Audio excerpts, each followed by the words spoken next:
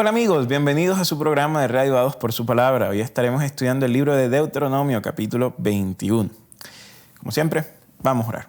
Buen Dios, que al estudiar las leyes misceláneas que tú nos presentas en este texto, una vez más descubramos tu carácter, descubramos las razones por las cuales el Dios de Israel, el Dios Todopoderoso, Dios Creador del universo, se dignó a pensar aún en aquellas cosas que nosotros normalmente no pensaríamos. Ayúdanos a entender que eres un Dios que se encarga de pensar en los pequeños detalles, que hasta en eso eres un Dios detallista y poder nosotros aprender a apreciar esos pequeños detalles que tú nos das y quizás nosotros imitar eso en nuestra vida. En el nombre de Jesús. Amén. Capítulo 21 de Deuteronomio es una miscelánea, ¿no? Es una compilación de leyes tratando con distintos elementos, pero que tiene un núcleo común. El núcleo común es Dios se preocupa por los detalles más pequeños y Dios se preocupa por aquellas personas por las cuales quizás el resto del mundo no se preocupa. Al principio del capítulo hay una narrativa donde básicamente es cómo se lidia cuando aparece un muerto y nadie sabe quién lo mató. Recordemos que en los capítulos anteriores, por ejemplo en el 19, se habla de que si alguien asesina a otro, intencionalmente esa persona debe morir. Si lo asesina de una forma no intencional, entonces puede ir a la ciudad de refugio hasta esperar que se ejecute un juicio propio y se determine un castigo. Pero ¿qué pasa cuando hay un muerto, pero nadie sabe quién lo pudo haber matado? Entonces, en el capítulo 21, básicamente lo que se nos dice es que este muerto pudiese llegar a ser considerado culpa o una responsabilidad de toda la comunidad. Entonces, para que toda la comunidad pueda ser libre de esta culpa, de este pecado, por así decirlo, el texto nos menciona un ritual que consiste en llevar a una becerra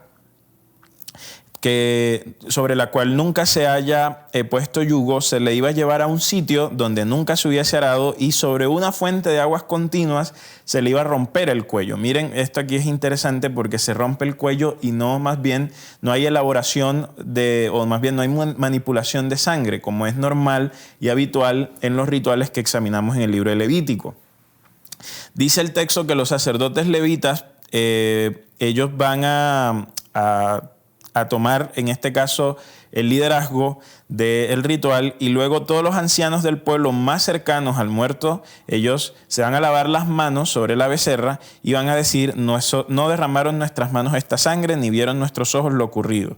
Perdona, Señor, a tu pueblo y no culpes de esta sangre inocente. Entonces, básicamente la becerra y el hecho de que se le quiebre el cuello y que no se manipula más bien sangre, quiere decir que esto es un ritual que es aparte de los rituales asociados al templo, y de hecho ustedes notan que aquí el ritual no se hace en el templo, sino que se hace en un sitio aparte.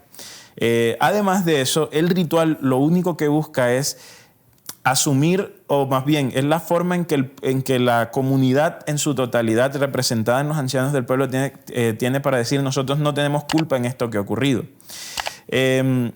Nuevamente, aquí lo que quisiera destacar es cómo vemos que Dios se coloca a pensar en lo que normalmente la gente no se coloca a pensar, ¿sí? Porque si usted seguramente ha leído el texto bíblico, seguramente nunca se han preguntado ¿y qué pasaría si alguien encuentra un muerto y nadie sabe quién lo mató?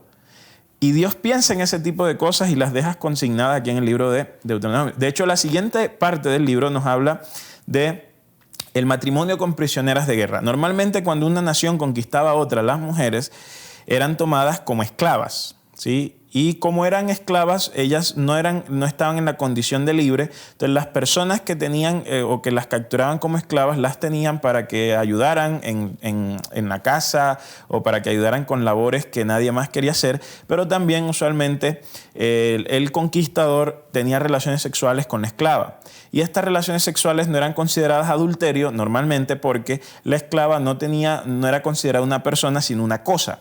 Entonces no había, usualmente no se acusaba a una persona de adulterio por dormir con la esclava.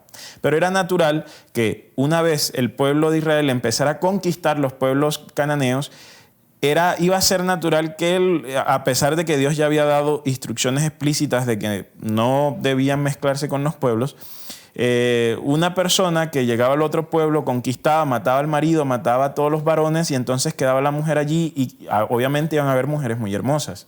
Entonces, ¿qué pasa?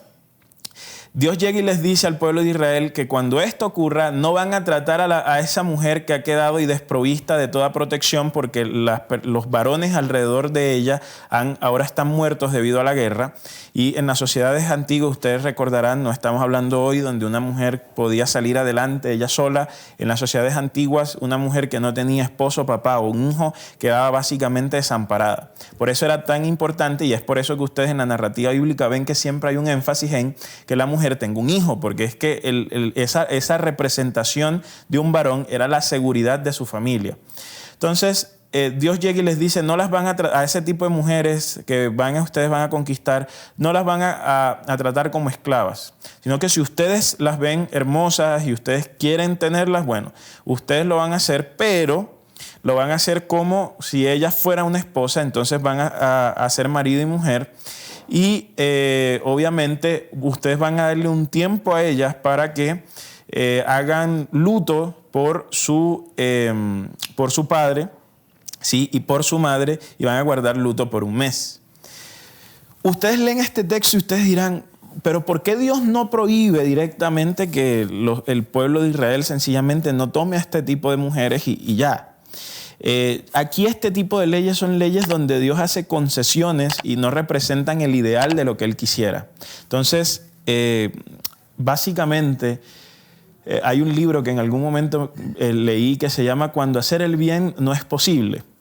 Y aquí en este texto nosotros vemos una situación donde básicamente Dios sabía que el pueblo de Israel siempre iba a buscar hacer el mal.